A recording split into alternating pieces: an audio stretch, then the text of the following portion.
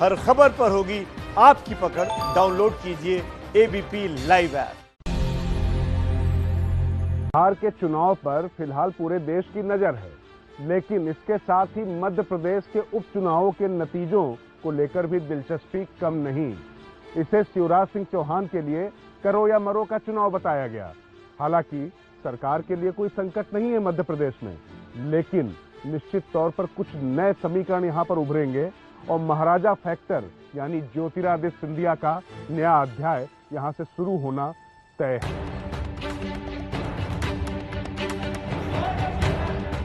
जानकार मानते हैं कि मंगलवार को 28 में से 8 सीटें मिलना मुश्किल नहीं है, लेकिन खेल उसके बाद शुरू हो सकता है जो इस चुनावी राजनीति से अलग ही रंग दिखाए।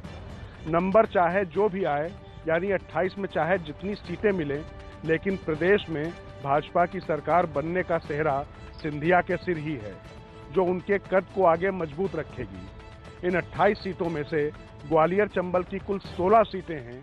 इनमें यदि भाजपा ज्यादातर सीटें जीत लेती है तो यह सिंधिया के खाते में जुड़ेंगी। वैसे ही ग्वालियर चंबल सिंधिया के प्रभाव का क्षेत्र माना जाता है। ऐसे में प्रदेश में भी शिवराज के बाद दूसरे बड़े प्रभावी चेहरे होंगे। इसका लाभ अगर पार्टी को होगा, बीजेपी को होगा, तो उसका लाभ ज्योतिरादित्य सिंधिया को भी होगा। आप केंद्र में मंत्री बना के भेजेंगे उन्हें? पार्टी तय करती है कौन किस स्थान पर रहेगा, लेकिन निश्चित तौर पर कोई नेता लोकप्रिय होता है, परिश्रमी होता है, विजनरी होता है, तो लीडर का कद भी बढ़ता है और पार्टी हर कार्यकर्ता को उचित सम्मान और उचित स्थान देती है। रही बात उपचुनावों के बाद ज्योतिरादित्य सिंधिया की ताकत की, तो ये मानकर चलिए कि केंद्र में वो मंत्री बनेंगे और वरिष्ठ नेताओं का उनको आशीर्वाद भी प्राप्त है। और साथ ही कांग्रेस की सरकार गिराकर उन्होंने मध्य प्रदेश में बीजेपी की सरकार बनाई है, तो जाहिर है प्रदेश में भी उनकी हनक कायम रहेगी। ये बात अलग है कि चंबल और ग्वालियर में नरेंद्र सिंह तोमर और प्रभात झा जैसे नेताओं के साथ उन्हें अंदरूनी खींचतान का सामना करना पड़ेगा।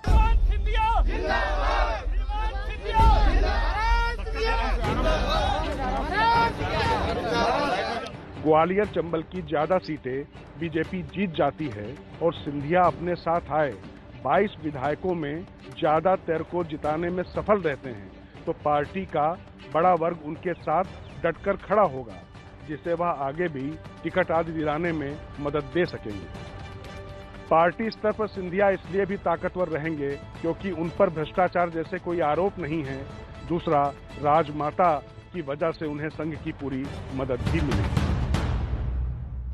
राष्ट्रीय राजनीति में सिंधिया का कद बढ़ने से मध्य प्रदेश में भी शक्ति संतुलन के समीकरण बदलेंगे, क्योंकि शिवराज सिंह चौहान और नरेंद्र सिंह तोमर की घेरेबंदी कमजोर होना तय है। इन्हीं दोनों नेताओं की राष्ट्रीय नेतृत्व तक अब तक पहुंच रही है, जो प्रदेश में अपनी मर्जी की चलाते रहे हैं। सिंधिया के वहां पहुंच जाने से वो गुट जो इन दोनों से असंतुष्ट रहता रहा है, वो सिंधिया के खेमे में जाएगा, यानी सरकार बचने के बाद भी सत्ता के समीकरण बदलेंगे।